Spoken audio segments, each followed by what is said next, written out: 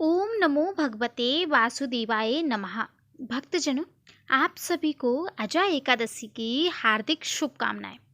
आज हम जानेंगे अजय एकादशी की तिथि क्या है शुभ मुहूर्त, कौन सी तारीख को पड़ रही है अजय एकादशी और क्या है शुभ मुहूर्त के साथ साथ शुभ संयोग। चलिए जानते हैं। इससे पहले प्रेम से बोलेंगे भगवान विष्णु की जय, माता लक्ष्मी की जय। सनातन धर्म में एकादशी तिथि का बड़ा महत्व है। भगवान विष्णु को समर्पित एकादशी तिथि के दिन व्रत रखा जाता है और लक्ष्मी नारायण भगवान की पूजा की जाती है।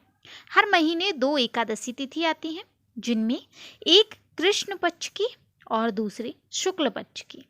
अभी भाद्रपद मास का कृष्ण पक्ष चल रहा है और इस पक्ष की एकादशी तिथि को अजय एकादशी के तौर पर जाना जाता है।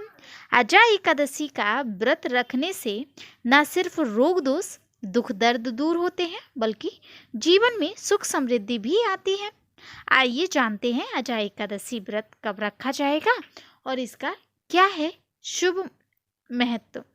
अजय एकादशी साल में आने वाली 24 एकादशियों में विशिष्ट स्थान पर रखती है।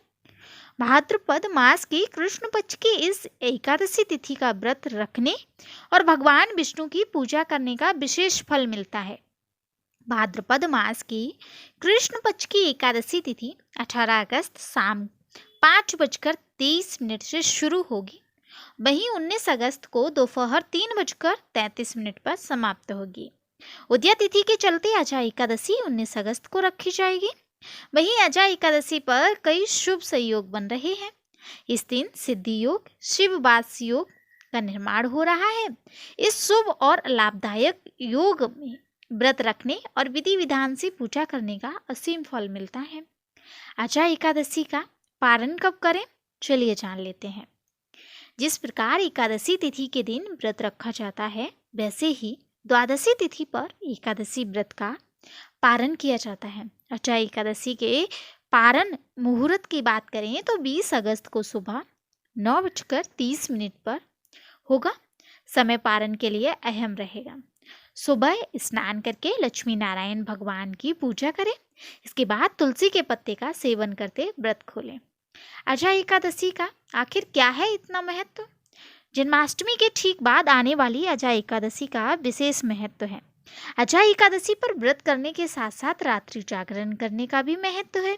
इस दौरान भगवान विष्णु के नामों का जाप करने से दुख दूर होता है, पाप से मुक्ति मिलती है और हरि कृपा की प्राप्ति होती है। मान्यता है कि अजय एकादशी का व्रत रखने से 1000 गोदान करने के बराबर फल प्राप्त होता है। आप सभी से निवेदन है कि इस दिन भूलकर भी तुलसी जी के क्यारे में जल ना चढ़ाएं। हो सके तो तुलसी जी को शाम के समय एक दीपक श्री हरि के निमित्त अवश्य लगाएं। जानकारी अच्छी लगी तो जरूर से कमेंट में ओम नमो भगवते वासुदेवाय नमः लिखें। 108 बार ओम नमो भगवते वासुदेवाय नमः का जाप अवश्य करें। एकादशी के दिन आपको सभी मनोकामना पूर्ण करने के लिए आपको विशेष लाभ होगा और माता लक्ष्मी की कृपा रहेगी। राधे राधे, जय श्री कृष्णा।